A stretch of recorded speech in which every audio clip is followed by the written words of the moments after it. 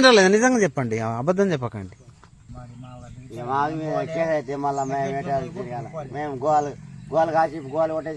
షేదైతాడు మళ్ళీ మేము షేదైతాం అంటాడు.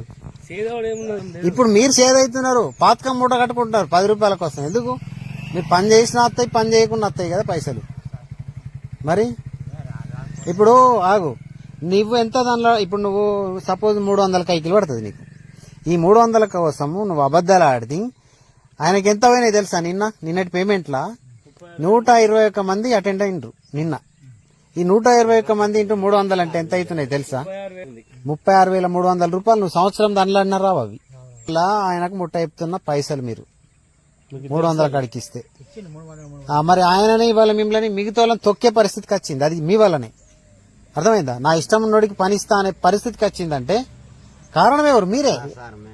మీరే పెంచి పోషిస్తున్నారు. ఇవే పైసలు నలుగురికి ఖర్చు పెడతాడు, రేపు కమాండ్ చేసేస్తాడు. మరి బాధ కదా. ఎంత? ఒకళ్ళు 500 ఇచ్చినామంటున్నారు, ఒకళ్ళు 300. నువ్వు 200 ఇచ్చిన, నువ్వు 300, వారానికి 300. నువ్వు దోశ ఇచ్చినా 300, వారానికి 300. నువ్వెంత ఇచ్చినావు అన్న? కూలికి పోయినావు, నువ్వు పోలేవేమో అట్లా.